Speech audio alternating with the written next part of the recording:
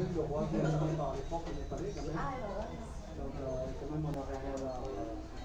de toute la famille royale. Donc c'était fait par là en Angleterre.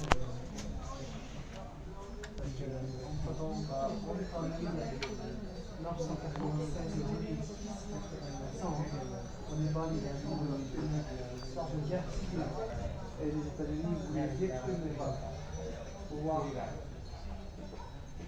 pour arriver ici, pour être loin de la Chine.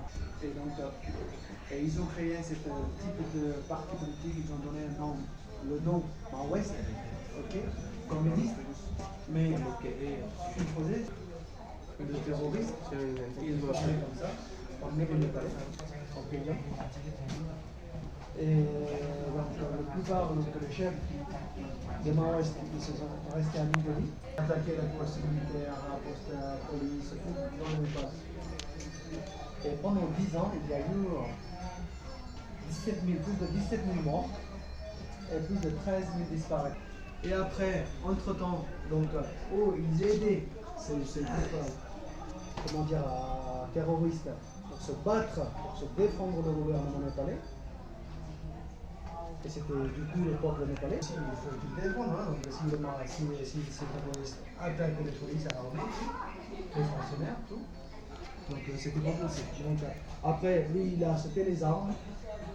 Pareil, c'est des Américains, c'est des Anglais. On a amené même de l'Espagne. Parce qu'ils donnaient aux Maoïstes, aux terroristes, et ils vendaient au gouvernement népalais. Donc ça veut dire que c'est pour détruire le Népal. Une fois qu'il a su cette technique,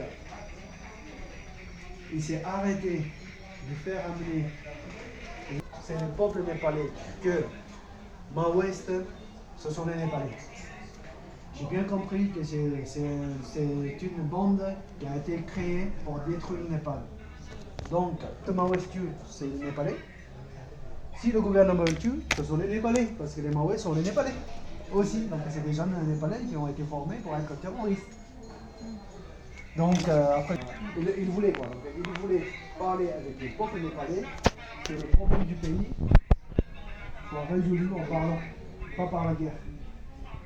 Après, le jour est compté. En 2001, il a été massacré tout seul. Il disait, lui c'est son fils, ok? Lui, il a deux fils, il a deux fils et une fille. Ça c'est le fils aîné. Normalement après lui, c'est lui qui prend le pouvoir, ok? Toujours le fils aîné. Mais du coup, il est resté pendant 3 ans en commun. C'est l'histoire aujourd'hui.